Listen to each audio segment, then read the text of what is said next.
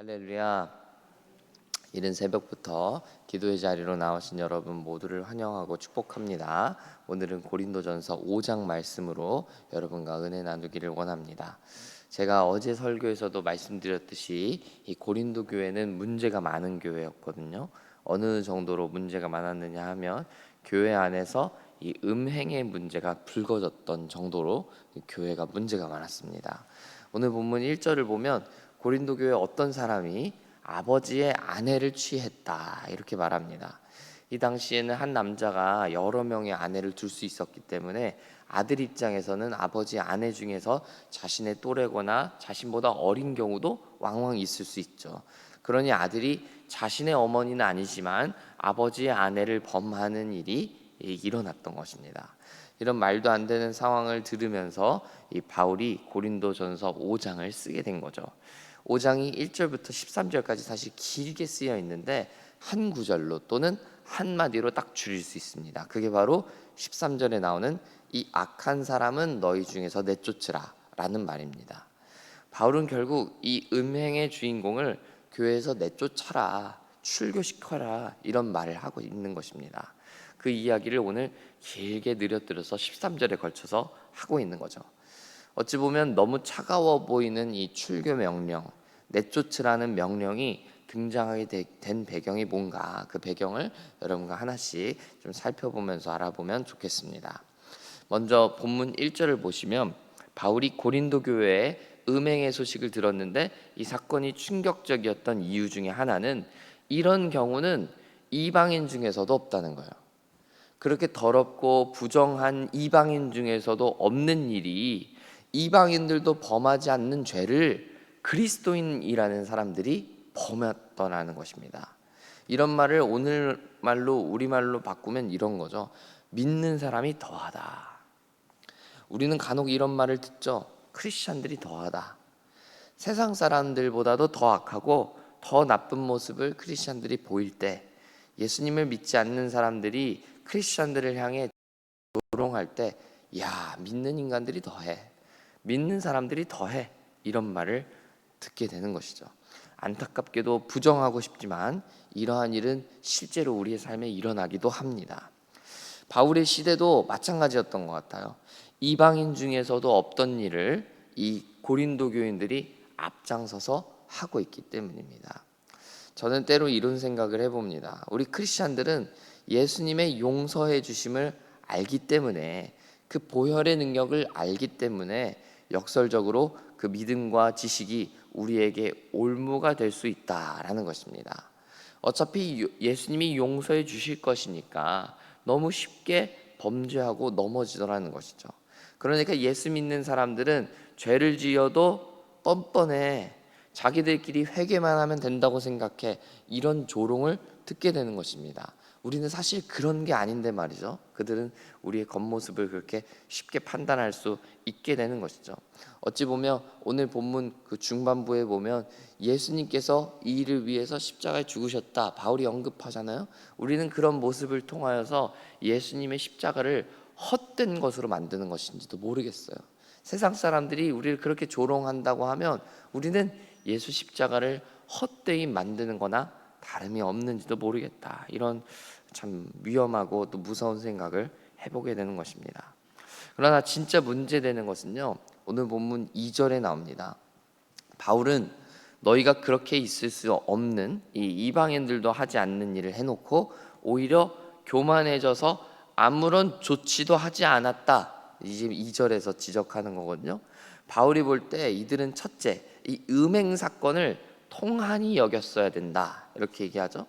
절대 있을 수 없는 일이라면서 절규하고 가슴을 쳐도 모자란 사건에 그들은 어떠한 반응도 어떠한 리액션도 하지 않았다는 거예요.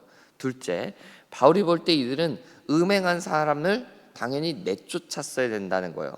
그러나 이들은 음행한 사람을 내쫓기는커녕 그대로 데리고 있었던 걸로 보여요. 그러나 이들은 우리 교회 안에 만약에 이단이 들어오면 당연히 우리는 이단을 내쫓으려고 노력하지 않겠어요? 그만큼 바울은 이 음행한 일을 이단처럼 여기고 처리했어야 된다, 치리했어야 된다, 이런 이야기를 하는 거죠. 그만큼 이 문제는 시급한 문제다라는 얘기예요. 왜냐하면 6절에 나오는 대로 이 음행한 사람을 그대로 공동체 안에 남겨두는 것은 누룩을 빵에 넣어놓는 것과 마찬가지이기 때문이에요. 여러분, 누룩이 어떤 역할을 하죠? 밀가루 반죽 안에 넣어놓고 오븐에 돌리게 되면 이 빵이 부풀어서 확대되는 역할을 하는 거예요. 누룩이 온 빵 덩어리에 퍼지게 되는 거죠.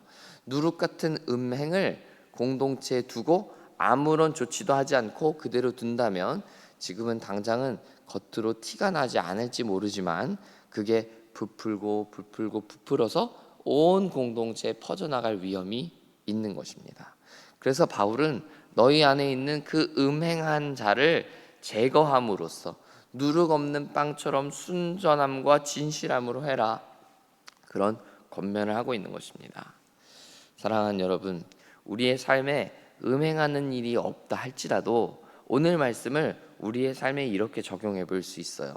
죄라는 것은 본래 누룩과 같아서 우리의 삶에, 우리의 공동체 안에 그대로 두면 안 된다는 겁니다.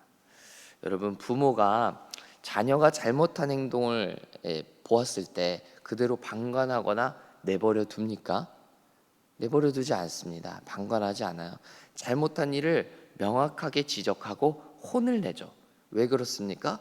이게 잘못된 것임을 알려주고 다시는 그 잘못을 범하지 않도록 명확하게 이거 잘못한 거야, 이거 죄야 라는 걸 자녀로 하여금 인식시키게 하려고 하는 겁니다.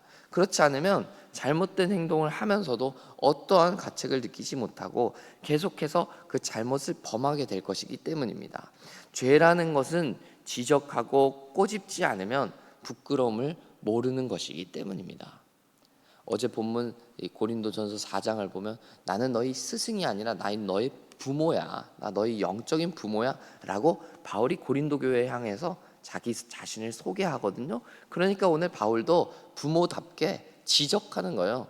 잘못한 거, 죄 범죄한 거, 이거 죄야, 너희 잘못한 거야, 이거 앞으로 다시는 그러면 안 돼, 꼬집고 있는 것입니다. 여러분, 이것은 단순히 부모와 자녀의 교육 안에서만 이루어지는 게 아니에요. 우리 각자 개인 안에 있는 죄, 우리 공동체 안에 들어오는 죄도 마찬가지 문제이기 때문입니다. 그러므로 우리는 죄는 죄로서 인식하고 식별해서 뽑아낼 수 있어야만 하는 겁니다. 오늘 말씀이 우리에게 우리의 죄를 지적하고 계시기 때문이에요. 그렇다면 저와 여러분의 삶에는 이러한 죄들이 무엇이 있습니까? 이 아침에 이것을 놓고 묵상해 보면 좋겠습니다. 내 안에 누룩처럼 퍼져가고 있는 죄는 무엇이 있는가? 죄라는 인식을 하지 못하고, 아니 어쩌면 죄라는 인식을 하면서도 은근하게 그 죄를 즐기면서 살고 있는 모습이 우리 가운데 있지는 않은가 돌아보면서 오늘 이 아침을 열어보자는 것입니다. 그로써 누룩 없이 순전하고 진실한 빵으로 우리가 나왔으면 좋겠다는 것이죠. 바울은 오늘 본문 11절을 보면 그런 자들과 누룩 같은 자들과는 함께 먹지도 말라 그랬어요. 겸상하지도 말고 어울리지도 말고 그들 곁에 얼씬거리지도 말라는 거예요. 여러분, 우리가 죄에 대해서 이만큼 결단이 필요한 거예요. 범죄하는 일, 죄, 더러운 일, 악한 일은 절대 얼씬거리지 않겠다. 그 곁에는 얼씬도 하지 않고 어울리지 않겠노라. 여러분, 이런 굳은 결단과 각오가 우리에게 필요한 것입니다. 우리 크리스찬들은요, 그냥 좋은 게 좋은 거 하면서 착하게 사는 사람이 우리 크리스찬들의 정체성이 절대 아니에요. 12절을 보시면요, 바울은 교회 바깥이야 뭐 내가 상관할 바 있겠냐, 근데 교회 안에 있는 사람들에 대해서는 명확하게 기준을 가르쳐 줄 수 있어야 된다. 교회는 명확한 선을 긋는 곳이다, 이렇게 얘기하고 있어요. 우리 크리스찬들은 기준 없이 그냥 좋은 게 좋은 거 하는 사람들이 아니에요. 무엇이 옳은 것인지 무엇이 그른 것인지를 구분할 줄 아는 사람들이 돼야 돼요. 그래서 우리 안에 있는 죄들을 구분하고 내쫓아내고 뽑아낼 건 뽑아내고 할 수 있는 게 참된 신앙인이라는 거예요. 죄 가운데 머물면서도 하나님이 그냥 용서해 주시겠지, 예수님께 그냥 나아가면 또 이거 씻어 주시겠지, 이게 좋은 거 하는 게 결단코 신앙이 아니라는 거예요. 하나님은 그거 그냥 봐주시는 분이 아니에요. 봐주기를 기대하는 게 우리의 소망일 뿐이죠. 그러나 하나님은 절대 죄악된 거, 더러운 거, 악한 거 그대로 두시는 분이 아니다. 하나님은 우리에게 양심의 가책도 주시고 찔림도 주시고 회개하게 하시고 다시금 돌이키게 하시는 분이 우리 주님이라는 것입니다. 그러므로 사랑하는 여러분, 우리 안에 있는 누룩을 봅시다. 우리 안에 있는 죄를 봅시다. 우리 안에 슬며시 들어와 아무렇지도 않게 내 마음을 통탄하게도 못하고 그래서 쫓아내지도 못하고 있는 죄악이 무엇인지, 누룩처럼 은근히 우리의 삶에 퍼져서 나를 망가뜨리고 있는 죄악은 무엇인지 돌아보고 돌이키는 우리 되기를 소망합니다. 죄는 그대로 두면 우리의 삶을 오히려 잡아먹어 버릴 것입니다. 그렇게 죄가 우리를 삼켜버리기 전에 이 아침에 우리가 죄를 식별하고 빼내고 쫓아내고 정결하고 깨끗한 삶을 유지하게 되기를 간절히 소망하는 것입니다. 그러한 삶을 여러분 소망하면서 오늘 하나님 앞에 또 회개하며 돌이키게 되고 주 앞에 우리의 삶을 드리게 되는 놀라운 일이 오늘 이 아침에 여러분 삶 가운데 일어나기를 간절히 소원하고 축복합니다. 함께 기도하겠습니다. 좋으신 아버지, 우리의 삶에 있는 누룩들을 생각해 보기를 원합니다. 우리의 삶에 은근히 들어와서 자리를 잡고 더 점점 우리의 삶에 퍼져가고 있고 마치 우리의 삶을 전체를 잡아먹을 것처럼 퍼져가고 있는 이 암덩어리와 같은 이 누룩을 하나님께서 제거하여 주시고 깨끗게 하여 주시기를 원합니다.